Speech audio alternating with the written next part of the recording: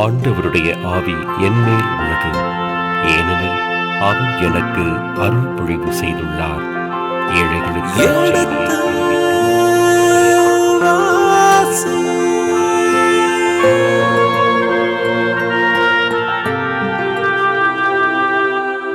எடுத்து வாசி.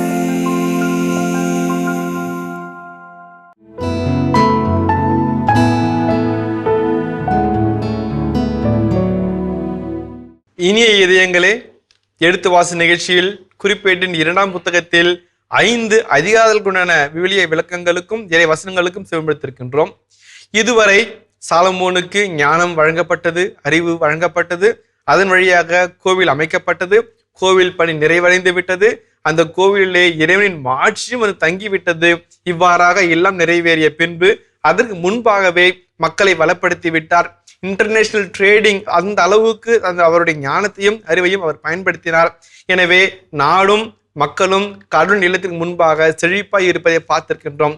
இப்பொழுது தனக்கு வழங்கப்பட்ட முக்கியமான பணி மக்களை கட்டி எழுப்புவது, கோவிலை கட்டி எழுப்புவது நடந்தேறியது. இப்பொழுது இனிமேல் என்ன நடக்க இருக்கிறது என்பதை நாம் பொறுத்திருந்து பார்ப்போம். வாருங்கள் நிகழ்ச்சிகள் செல்வோம். உங்கள் சார்பாக தந்தை அவர்களுக்கு வணக்கம் சொல்லி நிகழ்ச்சியை தொடங்குவோம். வணக்கம் தந்தை அவர்களே. வணக்கம்.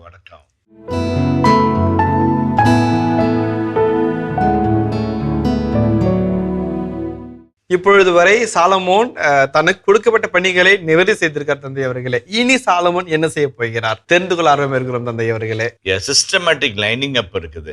ஒன்று கேதர் பண்றாரு, ப்ரொசஷன்னு, அதுக்கப்புறம் பலியிடுதல், அதுக்கப்புறம் ஆண்டவருடைய தூயகத்துல ஆண்டுடைய உடன்படிக்கையின் பிழை நிறுவுதல். இது அழகா நடந்து முடிந்த பிறகு ஆண்டுடைய மாட்சியானது அந்த இடத்தை மூழ்கடிக்க செய்து அந்த மக்களை இறை பிரசனத்திலே மூடிக்கொண்டது என்று சொல்லி கடந்த அதிகாரம் நிறைவு பெறுகிறது. அதை தொடர்ந்து சாலமோன் பேசுகின்றார். அரசர் என்ற முறையிலே அனைத்தையும் செய்து முடித்தவர் என்ற தொனியிலே அவர் பேசுகின்றார். அவர் பேசுகின்ற பேச்சு 2 பகுதிகளாக பிரிக்கப்பட்டிருக்கிறது. ஒன்று, சாலமோன் அரசர் மக்களை நோக்கி உரைத்தது என்ற முதல் பகுதியாகும். இரண்டாவதாக சாலமோன் மன்னன் இறைவனை நோக்கி உரைத்தது ஜெபமாகவும் 2 பகுதிகளாக பிரிக்கப்பட்டிருக்கிறது. நம்ம பார்ப்போம். முதல் பகுதியை ஃபர்ஸ்ட் பார்த்துட்டு 2ஆம் பகுதியை நாம் கடந்து செல்வோம். மிக அழகான இறையியல், நேர்த்தியான வார்த்தைகள், அருமையான இறை புகழ்ச்சி, அருமையான இறை துதி எல்லாம் அடங்கிய இந்த அதிகாரம் மிக அழகான ஒரு அதிகாரம். ஜெப சிந்தனையை தூண்டுகின்ற ஒரு அதிகாரமாகவும் இருக்கிறது. நாம் நன்றியோடு இதை வாசிப்போம். அப்பொழுது சாலமோன், ஆண்டவரே, கார் மேகத்தினிடையே நான் வாழ்வேன் என்று நீர் கூறியிருக்கிறீர். நானோ உமக்கென மேன்மைமிகு இல்லத்தை நீர் என்னாலும் உறையும்படி ஒரு தலத்தை எழுப்பியுள்ளேன் என்றார். இந்த இடத்துல ஒரு அழகான முரண்பாட்டை நாம் பார்க்கிறோம். தாவீது முதலாக ஆண்டவருக்கு இல்லம் எழுப்ப வேண்டும் என்று சொன்ன போது ஆண்டவர் சொல்கிறார், நான் எங்கேயாவது ஒரு நிலையான இடத்தில் இருந்திருக்கிறேனா? நீங்கள் நாடோடிகளா இருந்தபோது நான் நாடோடியா இருந்தேன், பாலைவனத்தில் அலைந்திருந்த போது உங்களோடு பாலைவனத்தில் அலைந்திருந்தேன், போர்க்களத்திற்குள்ளாய் நீங்கள் புகுந்த போது நானும் போர்க்களத்துக்குள்ளாக நான் உங்களோடு வந்தேன். எங்கேயும் எந்த இடத்திலும் எனக்கென்ற ஒரு இடத்தையோ இல்லத்தையோ நான் கேட்டுக்கொண்டதும் இல்லை, கட்டப்படவும் இல்லை என்று சொல்லி மறுத்து விட்டார். ஆனால் அதே ஆண்டவர் சாலமோனுடைய வார்த்தைகளிலே சொல்லும் போது, நான் வான மண்டலங்களில் கார் மேகங்களிலே குடியிருக்கிறேன் என்று நீர் சொன்னீர். உமக்கு வான மண்டலங்களில் குடியிருக்கிற உமக்கு இந்த பூவுலகிலே ஒரு இல்லிடத்தை உருவாக்கி இருக்கிறேன். அது சாலமோன் சொல்றாரு, மேன்மை மிகு இல்லத்தை உருவாக்கி இருக்கிறேன். உமக்காக மேன்மை மிகு இல்லத்தை, நீ தங்க குடியிருக்கத்தக்க ஒரு இல்லத்தை நான் உருவாக்கி இருக்கிறேன். Please come and dwell with us, O Lord. அதாவது ஸ்டாரே கொன்னோய் என்று எம்மாவுஸ் சீடர்கள் ஆண்டவரை பார்த்து சொல்வார்கள், ஆண்டவரை எங்களோடு தங்கும் என்று கெஞ்சி கேட்பார்கள். அப்ப அதே போல எங்களோடு தங்கத்தக்க ஒரு இல்லத்தை நான் கட்டி எழுப்பி இருக்கிறேன் என்று சொல்லி அதுல இன்னொன்னு என்னாலும் உறையும்படி அந்த கிரேக்க வார்த்தை என்னென்னால் எஸ்கெனேயோ என்ற ஒரு கிரேக்க வார்த்தை இருக்கிறது. அது உறையும்படி என்று சொன்னால் ஏதோ நம்ம வீட்டு பக்கத்து வீட்டுக்காரர் நம்ம வீட்டுல கூடிக்கிற மாதிரி. நீங்க அங்க இருக்கிறீங்க, திடீர்னு நான் வண்டியில சாம்பலாம் இறக்குறேன், நானா சார் உங்க பக்கத்து வீட்டு குடி வந்துக்கிறேன் சார் அப்படின்னா, ஓ வாங்க சார், வெல்கம் சார், நல்லா இருப்போம் sir, God bless you sir, have a nice day sir அப்படின்னு நம்ம சொல்ற மாதிரி கடவுள் நம்மோடு குடி இருக்கிறார். உரைகின்ற தெய்வம், நம்மோடு உரைகின்ற தெய்வம். அதாவது ரொம்ப அழகான வார்த்தை, நீர் என்னாலும் உறையும்படி, என்னாலும் தங்கி இருக்கும்படி எங்கள் மத்தியிலே இருக்கிறீர். வான மண்டலங்களிலே, மேக கூடாரங்களிலே மலை பொழிவுகளிலே, மலை உச்சி முகடுகளிலே வாழ்ந்த நீர் எங்களோடு தங்கும்படியாய், எங்களோடு உறையும்படியாய் ஒரு இருப்பிடத்தை உங்களை கட்டி எழுப்பியிருக்கிறேன் என்று அழகாய் சொன்னார். அது தலத்தை ஏற்படுத்தியுள்ளேன். அது தலம் என்பது ஒரு புனித இடத்தை உருவாக்கி இருக்கிறேன், ஏற்படுத்தியுள்ளேன் என்று மகிழ்ச்சியோடு ஆண்டவரை நோக்கி அவர் சொல்லுகின்றார். அடுத்த வசனத்தை வாசிப்போமே. பின்னர் அரசர் திரும்பி இஸ்ரேல் சபையார் அனைவருக்கும் ஆசி வழங்கினார். அப்பொழுது அவர்கள் அனைவரும் நின்று கொண்டிருந்தார்கள். இப்ப பாருங்களேன், இப்ப ஆசி வழங்கும் போது நம்முடைய நிலைகள், பொசிஷன்ஸ், பாஸ்டர்ஸ் என்று ஒரு வார்த்தை இருக்கிறது. இறைவனுடைய ஆசியை வழங்குவது யார்? குருக்கள். பாடகர் லேவியர்கள் இருந்தார்கள், ஆலய லேவியர்கள் இருந்தார்கள், பல்வேறு குருக்கள் இருந்தார்கள். ஆனால் இங்கே ஆசி வழங்குவது யார்? அரசன். சாலமோன் அரசருக்கு பிற்காலம் வரைக்கும் அரசனே ஆசி வழங்குவராகவும் பழி செலுத்துவராகவும் செயல்பட்டிருக்கிறார். தாவீது பள்ளி செலுத்தியதை நாம் பார்க்கிறோம். இப்போது சாலமோன் பள்ளி செலுத்துவதை தொடர்ந்து வருகிற அதிகாரங்களிலே பார்ப்போம். அப்ப குருக்கள் தான் என்று இல்லாமல் அரசர்களும் பள்ளி செலுத்தார்கள் என்ற ஒரு கருத்தை நாம் மனதில் கொள்ள வேண்டும். அந்த காலகட்டத்திலே ஒரு காலகட்டத்திலே மன்னராட்சி நிறைவு பெற்ற பிறகு, மன்னராட்சியிலே கெடுதல் வந்த பிற்பாடுதான் குருக்கள் மட்டும்தான் பள்ளி செலுத்தக்கூடிய ஒரு நிலை வந்தது. அதனுடைய சீர்கேட்டை தான் மலாக்கி தன் புத்தகத்திலே கடுமையாக சாடுகிறார் என்பதையும் நாம் பார்க்க இருக்கின்றோம். இப்ப இந்த இடத்துல ஆசி வழங்கினார், அரசர் ஆசி வழங்கினார். இப்ப மெலேக் பெரேக், பெரேகா என்று சொன்னால் ஆசீர்வாதம் என்று அர்த்தமாகும். மெலேக் அரசன் என்கிற அழகான வார்த்தை ஆசி வழங்குகிறது. அரசன் என்கிற அழகான வார்த்தை ஆசி வழங்குகிறது. பெரேகா என்கின்ற இறை ஆசிரியரை மக்கள் மீது படுகிறார். அப்ப அனைவரும் நின்று கொண்டிருந்தார்கள். இப்ப உண்மையிலேயே நம்ம கோயில்ல கூடங்க கடைசி ஆசீர்வாதம் கொடுக்கும்போது நிறைய பேர் நன்மாவன போயிடுவாங்க. நம்ம யாரையும் குறை சொல்லலை, ஒரு பல்வேறு காரணங்களுக்காக, பல்வேறு அவசரங்களுக்காக அவர் போவார்கள். ஆனால் திருப்பலி என்பது இறுதி ஆசீர் வரைக்கும், அந்த திருப்பலி, ஒட்டுமொத்த திருப்பலி என்பது இறுதி ஆசீர் வரைக்கும் அந்த குருவானவர் வழங்குகின்ற எல்லாமுள்ள இறைவன் தந்தை, மகன், தூய ஆவி உங்களை ஆசீர்வதிப்பாராக, சென்று வாருங்கள் திருப்பலி நிறைவேற்று என்று சொல்லும் வரைக்கும் தான் முழு திருப்பலி என்பது. பிரசங்கத்துக்கு பின்பாடு வந்துவிட்டு நன்மை வாங்கினவுடன் ஓடி விடுவது, இதெல்லாம் முழு திருப்பலி ஆகாது. ஏதோ திருப்பலி கண்டோம் என்று நமக்கு நாமே ஒரு எண்ணத்தை ஏற்படுத்திக் கொள்ளலாமே என்று முழு திருப்பலி ஆகாது. கடைசி ஆசீர் வரைக்கும் இருக்க வேண்டும். அது இன்னொரு முக்கியமான காரியம் என்னவென்றால், அந்த ஆசீர்வாதத்தை நின்று பெற்றுக்கொள்ள வேண்டும். இந்த வட இந்திய சகோதரர்கள் எல்லாம் தங்கள் பெற்றோரை ஒவ்வொரு முறை சந்திக்கும் போதும், பெரியவர்களை சந்திக்கும் போதும், தங்கள் மாமனார் மாமியாரை சந்திக்கும் போதும் காலை தொட்டு வணங்குகிறார்கள். சில சமயத்தில் நமக்கு வேடிக்கையாக விளையாட்டாகவும் இருக்கும், சில சமயத்திலே ஒரு வாடிக்கையான காரியமாக கூட இருக்கலாம். ஆனால் அது ஒரு ஆழ்ந்த ஆண்மை இருக்குது. இறைவனுக்கு இணையாக இருக்கிறவர்கள் பெற்றோர்கள். அந்த பெற்றோரின் பாத அடிகள், இறைவனுடைய பாத அடிகள் நமக்கு சுட்டி காட்டுகிறது. அந்த அடிகளை தொடும்போது நாம் இறைவனை நோக்கி நம்ம மனதை எழுப்புகிறோம் என்கிற ஒரு செயல்பாட்டை அவர்கள் உள்ளார செய்கிறார்கள். மகிழ்ச்சியோடு அதை செயல்படுத்தி காட்டுகிறார்கள். ஆக நாம் நின்று கொண்டு ஆசீர்வாதத்தை பெற்றுக்கொள்வது என்பது மேலான ஒரு காரியமாக இருக்கும். அவர்கள் நின்று கொண்டிருந்தார்கள் என்று ஏன் அதை சொல்லணும்? உட்கார்ந்துட்டு இருக்கிறாங்க, போயிருக்காங்க, எதுவுமே சொல்லாம கூட விட்டுருக்கலாம். அவர் ஆசை அடித்தார் கூட சொல்லிருக்கலாம். அப்பொழுது நின்று கொண்டிருந்தார்கள் என்று சொல்லும்போது அந்த ஆசிரியரை பெற்றுக்கொள்ள வேண்டிய நிலையை பற்றியும், அந்த பாஸ்டரை பற்றியும் ஆசிரியர் அந்த இடத்துல மறைமுகமாக குறிப்பிட்டு காட்டுகிறார் என்றுதான் அடுத்த வசனத்துக்குள்ளாக போவோம். அப்பொழுது அவர் உரைத்தது, இஸ்ரேலின் கடவுளாகிய ஆண்டவர் போற்றி, ஏனெனில் அவர் என் தந்தை தாவீதுக்கு வாயால் உரைத்ததை கையால் செய்து முடித்தார். நான் எகிப்து நாட்டிலிருந்து என் மக்களை அழைத்து வந்த நாள் முதல் என் பெயருக்கென ஒரு கோவிலை எழுப்புமாறு நான் இஸ்ரேலின் வேறெந்த குலத்து நகரையும் தேர்ந்து கொள்ளவில்லை. என் மக்கள் இஸ்ரேலருக்கு தலைவராக வேறெவரையும் நான் தேர்ந்து கொள்ளவில்லை. ஆனால் இப்பொழுது எனது பெயர் விளங்கும் இடமாக எருசலேமையும் என் மக்கள் இஸ்ரேலை ஆள தாவீதையும் தேர்ந்து கொண்டேன் என்று சொன்னார்.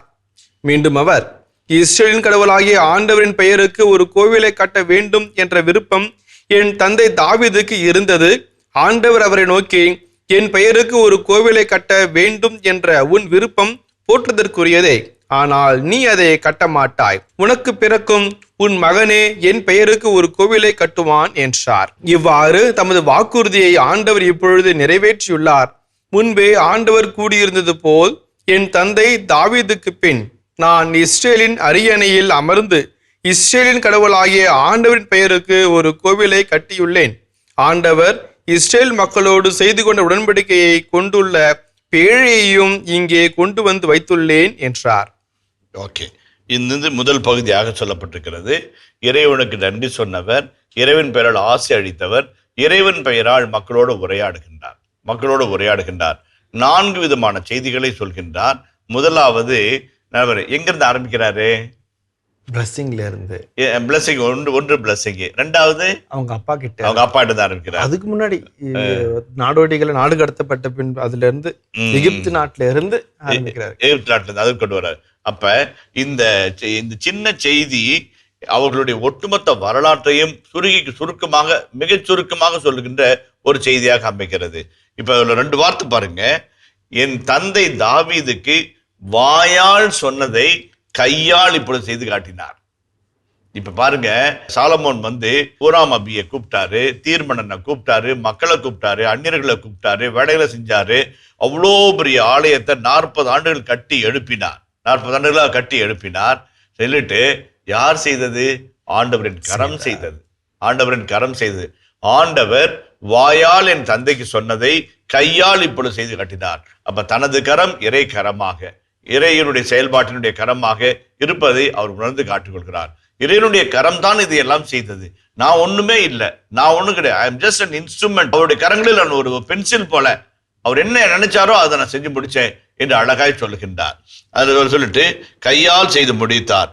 அதே போல இன்னொன்று என் எகிப்து நாட்டிலிருந்து நான் வந்தது முதல் எனக்கென்று ஒரு கோயில் அமைச்சது கிடையாது. அதே போல எனக்கென ஒரு மக்களை நான் தேர்ந்தெடுத்தது கிடையாது. இஸ்ராயலை தவிர வேறு யாரும் எனக்கு தலைவராக நான் இருக்கவில்லை என்றெல்லாம் சொல்லிவிட்டு ரொம்ப அழகா சொல்றாரு. எனது பெயர் விளங்கும் இடமாக எருசலேமையும் என் மக்கள் இஸ்ராயலை ஆளு தாவீதையும் நான் தேர்ந்து கொண்டேன் என்று கடவுள் சொல்லுகின்றார். கடவுள் சொல்லுவதாக சாலமோன் சொல்லுகின்றார். அப்ப அந்த எகிப்திலிருந்து வந்த நாட் முதல், எகிப்திலிருந்து வந்தது, நீதித்தலைவர்கள் போராடியது, யோசுவா காலத்தினுடைய போராட்டம், 1 சாமுவேல் 2 சாமுவேலுடைய போராட்டங்கள், இவர்கள் எல்லாத்தையும் கடந்து வருகின்ற ஆசிரியர் இப்பொழுது சொல்லுகின்றார், தாவீதினுடைய பெயரினாலே கடவுள் எருசலேமை தேர்ந்து கொண்டார். எருசலேமை தன்னுடைய இல்லிடமாக தேர்ந்து கொண்டார். அந்த இல்லிடத்திலே நான் தங்குவேன் என்று வாக்குறுதி சொல்கிறார் என்று சாலமோன் தன் தந்தையின் பெயரையும் தந்தையினுடைய மாட்சிமையும் தந்தைக்கு இறைவன் கொடுத்த வாக்குறுதியையும் உடன்படிக்கையையும் உறுதிப்படுத்துகின்றார். அடுத்த வழியில் கடந்து போவோமே. மீண்டும் அவர் இஸ்ரேலின் கடவுளாகிய ஆண்டவரின் பெயருக்கு ஒரு கோவிலை கட்ட வேண்டும் என்ற விருப்பம் என் தந்தை தாவீதுக்கு இருந்தது. ஆண்டவர் அவரை நோக்கி, என் பெயருக்கு ஒரு கோவிலை கட்ட வேண்டும் என்ற உன் விருப்பம் போற்றுதற்குரியதே, ஆனால் நீ அதை கட்ட மாட்டாய். உனக்கு பிறக்கும் உன் மகனே என் பெயருக்கு ஒரு கோவிலை கட்டுவான் என்றார். 2 செய்திகளை இந்த பகுதியில் நம்ம பார்க்கிறோம். ஒன்று கோயில் கட்ட அப்பா ஆசைப்பட்டாரு. ஆனா அப்பாட்ட கடவுள் சொன்னாரு, நீ கட்ட மாட்ட, உனக்கு பிறக்கும் மகன் இந்த கோயிலை கட்டுவான். அப்ப பெத்சேபாவினுடைய மகனாகிய சாலமோன் என்கின்ற அந்த அப்பழுக்கற்ற அந்த உறவை நிறைவு செய்து அந்த குறையை நீக்கி தாவீதின் மகன் சாலமோன் என்கின்ற ஒரு உறவை, தூய்மையான உறவை அரசர் உறுதி செய்து, உனக்கு பிறக்கும் மகன் சாலமோன் இந்த ஆலயத்தை கட்டி எழுப்புவான் என்று சொல்வதன் வழியாக தந்தைக்கு கொடுக்கப்பட்ட வாக்குறுதி, மகனுக்கு கொடுக்கப்பட்ட உறுதிப்பாடு அனைத்தையும் ஒருமுகப்படுத்தி ஆலயத்தை கட்டி எழுப்ப என்று சொல்லுகின்றார். அதே மாதிரி இந்த இடத்துல பாருங்க, மறுபடியும் இடத்துல பாருங்க 10ஆம் வசனத்துல, இவ்வாறு தமது வாக்குறுதியை ஆண்டவர் இப்பொழுது நிறைவேற்றியுள்ளார். நல்ல வாக்கு மாறாத தேவன் தந்தைக்கு வாயால் சொன்னதை என் வழியாய் கையால் செய்தார் என்று சொன்னார் இல்லைங்களா? அது என்ன அர்த்தம்? கடவுள் வாக்கு மாறாத தெய்வம். அந்த வாக்கு மாறாத தெய்வம் இப்பொழுது வாக்குறுதியை நிறைவேற்றி விட்டார். ரொம்ப முக்கியமான வார்த்தைங்க. கடவுள் தன் வாக்குறுதியை ஒருபோதும் மாற்றவே மாட்டார். நான் அஞ்சாதே திகையாதே நான் உன் தேவன் என்று சொன்னார் என்றால் அஞ்ச வேண்டியதில்லை, திகைக்க வேண்டியதில்லை. நாம் துணிந்து நிற்கலாம். அவர் நம்மோடு இருக்கிறார், நம்மை வழிநடத்துகிறார், நம்மை காக்கின்றார், நம்மை தொடர்ந்து வழிநடத்த அவர் தயாராக இருக்கிறார். அந்த உறுதிப்பாடுதான் நம்மை வாழ வைக்கும். அந்த உறுதிப்பாடு கடவுளுடைய வாக்குறுதியை நம்பி வாழ்கிறது. ஜாய்ஸ் மேயர் என்கின்ற ஒரு ஆங்கில எழுத்தாளர், அருங்கொடையாளர், புத்தகங்கள் பலவற்றை எழுதியிருக்கிறார். அவற்றில் ஒரு புத்தகத்திலே அவர் குறிப்பிட்டு சொல்வார், விவிலியத்திலே இருக்கின்ற 100கணக்கான வாக்குறுதிகளை, இறைவனின் வாக்குறுதிகளை, இறைவனுடைய ப்ராமிசஸை தொடர்ந்து படிக்க சொல்கிறார். அதில் ஒரு வாக்குறுதியை பற்றி கொண்டு ஒவ்வொரு நாளும் ஜெபியுங்கள். உங்கள் வாழ்க்கையில் அதிசயங்கள் நடக்கும், அற்புதங்கள் நடக்கும். மந்திரத்துல மாங்காய் வர்றதில்ல, தந்திரத்துல தேங்காய் வர்றதில்லை. மாறாக you will feel the power of the word of God in yourself. கடவுளுடைய வல்லமையை நீங்கள் உங்களுக்குள்ளாக உணர்வீர்கள் என்று சொல்லி ஒரு அழுத்தம் திருத்தமாய் சொல்லுகின்றார். இந்த இடத்துல கடவுளுடைய வாக்குறுதியை நம்பினார், சாலமோன் நம்பினார். அந்த நம்பிக்கை தான் 40 ஆண்டு காலம் கடின உழைப்புக்கும் கடின முயற்சிக்கும் மன வலிமைக்கும் ஒரு உறுதுணையா இருந்தது. 40 ஆண்டுகள் என்பது சாதாரணம் அல்ல. ஒரு இன்ஸ்டிடியூஷனுக்கு வந்து 40 வருஷம்ன்றது வந்து பெருசு ஒண்ணு கிடையாது. ஆனா ஒரு தனி மனித வாழ்க்கையில 40 ஆண்டு கால கட்டிட பணி என்பது எவ்வளவு இன்னல்கள், இடையூறுகள், பற்றாக்குறைகள், வேதனைகள், வருத்தங்கள், துன்பங்கள், துயரங்கள், இயற்கை சீர்பாடுகள் எத்தனை இருக்கும், அத்தனையும் தாண்டி வெற்றிகரமா முடிக்கிறது என்பது மாபெரிய சாதனை, மாபெரிய சாதனை, மகத்தான சாதனை. அதை வகித்தார். ஏன்? கடவுள் வாக்கு மாறாதவர், அவர் சொன்ன சொல் தவறாதவர், கட்டாயம் செய்து முடிப்பார். எங்க அப்பா கிட்ட சொன்னாரு, உன் மகன் கட்டுவான்னு சொன்னாரு, நான் கட்டி முடிப்பேன், அவர் என்னோடு இருக்கிறார், என்னோடு வழிநடத்துகிறார் என்று சாலமோன் உறுதியாக நம்பினார். அந்த உறுதியான நம்பிக்கை தான் அவரை உந்தி தள்ளியது. அதாவது இப்போது நிறைவேற்றியுள்ளார். அடுத்தது முன்பே ஆண்டவர் கூறியிருந்தது போல் என் தந்தை தாவீதுக்கு பின் நான் இஸ்ரேலின் அரியணையில் அமர்ந்து இஸ்ரேலின் கடவுளாகிய ஆண்டவரின் பெயருக்கு ஒரு கோவிலை கட்டியுள்ளேன். ஆண்டவர் இஸ்ரேல் மக்களோடு செய்து கொண்ட உடன்படிக்கையை கொண்டுள்ள பேழையையும் இங்கே கொண்டு வந்து வைத்துள்ளேன் என்றார். நான் அவர்களுடைய கடவுளாய் இருப்பேன், அவர்களின் மக்களாய் இருப்பார்கள் என்பது என்னுடைய உடன்படிக்கை. அந்த இறைவனுக்கு இந்த அதிகாரம் ஆரம்பிக்கிறது பாருங்க. இந்த அதிகாரம் ஆரம்பிக்க 2ஆம் வசனத்தை வாசிப்போமே. நானே உமக்கென மேன்மை மிகு இல்லத்தை நீர் என்னாலும் உறையும்படி ஒரு தலத்தை எழுப்பியுள்ளேன் என்றார். மேன்மை மிகு இல்லத்தை நீர் என்னாலும் உறையும்படி. அப்ப உடன்படிக்கையின் பேழை வந்து அந்த இடத்துல இருந்து அமர்கிறது. உடன்படிக்கை பேழை எங்கே இருக்க வேண்டுமோ அங்கே இருக்கிறது. எவ்வளவு ஓதும் இடத்துல இருக்கிறது, பிலிஸ்தர்களால் கைப்பற்றப்பட்டது, பாலைவனத்திலே தூக்கி வரப்பட்டது, இப்படி எல்லாம் எல்லா இடத்திலும் அலைந்திருந்தது. கடைசியில மேன்மை மிகு இல்லத்திலே, கடவுளுடைய ஆலயத்திலே அது வைக்கப்படுகிறது. அது எதை குறித்து காட்டுகிறது? உடன்படிக்கையின் பேழை. கடவுள் வாக்கு கொடுத்த நான் உங்கள் மத்தியிலே வந்து குடிகொள்வேன் என்று சகரியா புத்தகத்திலே சொல்லப்பட்டிருக்கிறது. உங்கள் மத்தியிலே நான் குடிகொள்வேன் என்று சொல்கிறது. அந்த வசனத்தின் பிரகாரம் ஆண்டவர் நம்மத்திலே குடியிருக்கிறார், அவர் நம்மத்திலே வாழ்கிறார், அவர் நம்மத்திலே உரைகிறார், அவர் நம்மத்திலே வாழ்கிறார். அதான் சொன்னேன், உரைகிறார் என்பதற்கு பக்கத்து வீட்டுல வந்து குடியேற மாதிரி. tent என்று சொல்வார். He dwelt among us என்று சொல்லி யோவான் 1:14 இதே வார்த்தை தான் பயன்படுத்துவார். He dwelt among us, நம் மத்தியிலே வாழ்கிறார், நம்மோடு வாழ்கிறார், நம் பக்கத்து வீட்டுக்காரரை போல இருக்கிறார், சக மனிதரை போல நம் மத்தியிலே குடியிருக்கிறார் என்பதுதான் அந்த வீடியோ வார்த்தைக்கான ஒரு விளக்கமாக இருக்கிறது. அந்த வகையிலே பார்க்கின்ற பொழுது அந்த இறைவனுடைய உடன்படிக்கையின் பேழை உங்கள் மத்தியிலே உரைகிறது என்று சொல்கிறார். அப்ப நீங்க சொன்ன மாதிரி ஆசி வழங்குகிறார், தந்தையை பற்றி சொல்கிறார். எகிப்து காலத்திலிருந்து இன்றைய காலகட்டம் வரைக்கும் எப்படியெல்லாம் ஆண்டவர் நம்மை வழிநடத்தினார் என்று சொன்னார். அவனுடைய வாக்குறுதி எப்படி நான் கட்டி இல்லத்தின்படியாக நிறைவேறுகிறது என்று சொல்லி ஆண்டவருடைய உடன்படிக்கையின் பேழை அங்கே வந்ததனால் ஆண்டவர் நம்மத்திலே குடியிருக்கிறார் என்பதையும் சாலமோன் உறுதிப்படுத்துகிறார். யாருக்கு சொல்றாரு? மக்களுக்கு சொல்றார். மக்களை உறுதிப்படுத்துகிறார். அதுக்கு என்ன அடையாளம்? மேக மண்டலம் வந்து இறங்கியது. இவ்வளவு ஷார்ப்பா இருக்கிறீங்க. மேக மண்டலம் வந்து இறங்கி அவளை மூடிக்கொண்டது, அவளை வழிநடத்தியது. அவ்வளவு அற்புதமான ஒரு நிலையாக இருந்தது. இப்ப கடவுளை நோக்கி தன் முகத்தை திருப்புகிறார், கடவுளை நோக்கி தன் கரங்களை விரிக்கிறார். அடுத்த பகுதியை வாசிப்போமே. பின்னர் சாலமோன் ஆண்டவரின் பலிபீடத்திற்கு முன்பாக இஸ்ரேல் சபையார் அனைவர் முன்னிலையிலும் நின்று தம் கைகளை விரித்தார். சாலமோன் 5 முழ நீளமும் 5 முழ அகலமும் 3 முழ உயரமான வெண்கல திருவுடை மேடை ஒன்றை செய்து அதை முற்றத்தின் நடுவில் வைத்தார். அதன் மேல் அவர் ஏறி இஸ்ரேல் சபையார் அனைவர் முன்னிலையிலும் முழந்தாளிட்டு தம் கைகளை விண்ணை நோக்கி உயர்த்தி மீண்டும் சொன்னதாவது: இஸ்ரேல் கடவுளாகிய ஆண்டவரே, விண்ணிலும் மண்ணிலும் உமக்கு இணையான கடவுள் இல்லை. ஏனெனில் நீர் முழு இதயத்தோடு உம்மை பின்பற்றும் உம் அடியார்கள் மேல் அன்பு கூர்ந்து உமது உடன்படிக்கையை காத்து வருகின்றீர். ஆதலால் என் தந்தையும் உம் ஊழியருமான தாவீதுக்கு நீர் அளித்திருந்த வாக்குறுதியை நிறைவேற்றியுள்ளீர். உம் வாயால் உரைத்ததை உம் கையால் என்று செய்து முடித்துள்ளீர். இஸ்ரேல் கடவுளாகிய ஆண்டவரே, என் தந்தையும் உம் அடியாருமான தாவீதுக்கு நீர் கொடுத்த வாக்குறுதியை நிறைவேற்றி அருளும். மிகப்பெரிய ஒரு ஜெபம், அழகான ஒரு ஜெபம். எப்ப நம்ம ஜெபிப்போம்? சாமி பிராங்கா சொல்லணும் அப்படின்னா, குருவா என்னை விட்டுட்டு மக்களா ஒரு பொது மனுஷனா சொல்றேன் சாமி.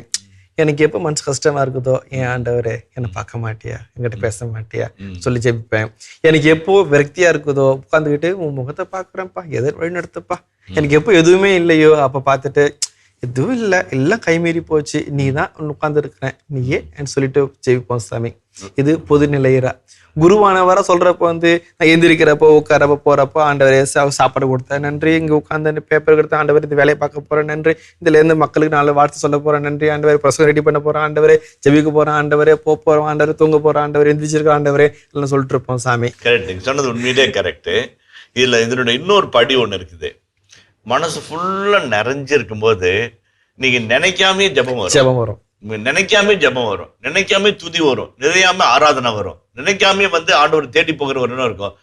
எங்க எவ்வளவு தூரத்துல இருப்பீங்க, மிதிச்சுட்டு சைக்கிளை மிதிச்சுக்கிட்டு அல்லது பைக்கை விரட்டிட்டு நிறுத்திட்டு டப்புன்னு உள்ள போய், ஆண்டவரே தேங்க்ஸ்பா, நடக்கவே நடக்காது நினைச்ச சாமி, முடியவே முடியாதுன்னு நினைச்ச சாமி, இவ்வளவு பேர் எழுத்து நிக்கிறாங்களே நினைச்ச சாமி, ஆனா சாட்சி கொடுத்தீங்க, உம்மாலும் மட்டும் தான் சாமி ஆச்சு, நன்றி ஆண்டவரேன்னு.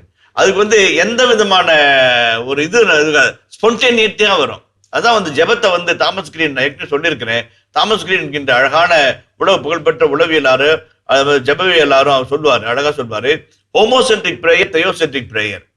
ஹோமோசென்ட்ரிக் பிரேயர் மனசு கஷ்டம், வேதனை கஷ்டம், மன வருத்தம், துன்பம், துயரம், வேதனை, வருத்தம், நம்மளுடைய கஷ்டங்களை அப்படி அள்ளி கொட்டுறது ஹோமோசென்ட்ரிக். அதுல மையம் நான் தான், என்னுடைய துன்பம் தான் மையம். ஆனா தெயோசென்ட்ரிக் ஆராதனை, துதி, நன்றி, புகழ்ச்சி, இதெல்லாம் கடவுள் சார்ந்தது.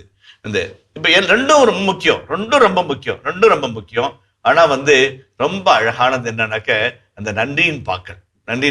இப்ப ஜெபத்துக்கு நம்ம வரோம், நம்ம ஆண்டவரே இப்ப நல்லபடியா பிரசவம் ஆகணும் சாமி, தலைப்பிரசவம், புள்ள ஒல்லியா வீக்கா இருக்குது, தலை சுத்தி இருக்குதுன்னு சொல்றாங்க, இதான் சாமி பாத்துக்கணும்னு சொல்லிட்டு சொல்றோம். அது அடுத்த நாள் காலையில ஆண்டவரே சுகப்பிரசவம் ஆச்சு சாமி, உடைய கிருபைலாம் ஆயிருக்காது, ஆகுமோ, அதாகுமோ, இதாகுமோ, செலவாகுமோ, பிள்ளை உடம்பு கெட்டு போகுமோன்னு நினைச்சேன், இன்னும் ஆகல சாமி, பத்திரமா காப்பாத்தின, நன்றியோட. Prayer is a two-way traffic. One way onward journey, another way is return journey. நான் சாமி கிட்ட போறோம், ரிட்டர்ன் வரணும். அப்ப வரும்போதுதான் ஜெபம் நிறைவு பெறுகிறது, இல்லை என்றால் நிறைவு பெறாத ஒரு ஜெபமாக இருக்கிறது. அப்ப நிறைய சமயத்துல நம்ம வேண்டுதலுக்காக போக ஒழிய நன்றிக்காக போக மறந்துடுவோம். அதான் இந்த இடத்துல சாலமோன் ரொம்ப அழகா அந்த வேண்டுதலையும் சொல்றாரு, அந்த நன்றியும் சொல்றாரு, ரெண்டையும் அழகா ஃபியூஸ் பண்றாரு. அழகா ஃபியூஸ் பண்ணி ஒரு அழகான ஜெபத்தை ஜெபிக்கிறார். இது அவருடைய தன்மை. அதுல நீங்க வாசிச்சதுல ரொம்ப அழகா சபையார் அனைவர் முன்னிலையிலும் அந்த 5 முழ உயரம், 5 முழ அகலம் கொண்ட 3 முழ உயரமான வெண்கல திரைமேடை ஒன்றை செய்து அது மேல அமர்ந்து மண்டியிட்டு கரங்களை வானோக்கி உயர்த்தி அவர் ஜெபிக்கின்றார். இல்லைங்களா? கரங்களை வானோக்கி அவர் ஜெபிக்கின்றார். இப்ப ஜெபத்தினுடைய பாஸ்டர் பாருங்க, கரங்களை உயர்த்தும் போது நாம் அந்த இதயத்தை ஆண்டவரை நோக்கி உயர்த்துகிறோம்.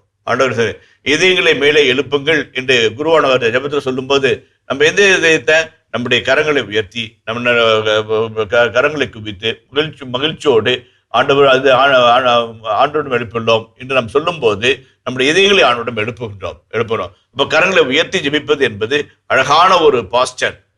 சில சமயத்தில் அப்பா நான் பார்த்திருக்கிறேன், பெரிய வெள்ளிக்கிழமை மேல அல்லது முதல் வெள்ளிக்கிழமையில இறுதியாண்டவருக்கு ஒப்பு கொடுத்து முழு பிரார்த்தனை அப்படி கரவிரிச்சு சொல்லிட்டு இருப்பாரு, அப்படியே வெறுவிறுத்து ஜெபம் சொல்லிட்டு இருப்பாரு வயசான காலத்துல கூட. அப்ப கரம் விரித்து ஜெபித்தல் என்பது மிக அழகான ஒரு பிரேயர் பாஸ்டர். கரங்களை விரித்து முழந்தாளிட்டு தம் கைகளை விண்ணை நோக்கி உயர்த்தி மீண்டும் சொன்னதாவது. அதுல 3 பாயிண்ட் இருக்கு சாமி, ஒவ்வொன்னா சொல்லுவோம். கடவுளாகிய ஆண்டவரே, இஸ்ராயலின் கடவுளாகிய ஆண்டவரே, விண்ணிலும் மண்ணிலும் உமக்கு இணையான கடவுள் இல்லை. அதான் first point. What is praise? Praising the Lord for what he is, praising the Lord for what he has done. ரெண்டு காரியங்களுக்கா. ஒன்று, கடவுளை அவர் என்னவாக இருக்கிறார் என்பதற்காக புகழ்வது, அவர் என்ன செய்தார் என்பதற்காக புகழ்வது. 2 இருக்குது. அவர் என்னவாக இருக்கிறார், விண்ணிலும் மண்ணிலும் இணையானவர் யாரும் கிடையாது. You are invincible, you are escapable. Okay, அதான் ரொம்ப அழகான ஒரு செய்தியா இருக்கு. விண்ணிலும் மண்ணிலும் இணையானவர் யாருமே கிடையாது. எந்த கடவுளா இருக்கட்டும், அது கேமோஷா இருக்கட்டும், அல்லது மார்துக்கா இருக்கட்டும், அல்லது பாகால் கடவுளா இருக்கட்டும், எந்த கடவுளும் உமக்கு இணையான கடவுள் கிடையாது. அவ்வளவு அழகான ஒரு சத்திய கோட்பாடு அது. இனிய இதயங்களே, இதுவரை நாம் எடுத்து வாசி நிகழ்ச்சியில் குறிப்பேட்டின் 2ஆம் புத்தகத்தினுடான விவிலிய இறை வசனங்களுக்கு செவிமடுத்துக் கொண்டிருக்கின்றோம். இதன் தொடர்ச்சியை மீண்டும் அடுத்த பகுதியில் தொடர்வோம். அதுவரை இணைந்திருங்கள். இயேசுவுக்கே புகழ், இயேசுவுக்கே நன்றி, மரியே வாழ்க. முழு இதயத்தோடு உம்மை பின்பற்றும் அடியார்கள் மீது அன்பு கூர்ந்து ஒரு உடன்படிக்கை காத்து வருகிறேன். தாவீது ஒருவேளை மாட்டி இருந்தால் குருதி சிந்தி அவர் செத்து போயிருப்பார்கள் அல்லவா, அப்ப நான் குடிப்ப அவருடைய ரத்தம் அல்லவா என்று சொல்லி கீழே கொட்டி விட்டான்.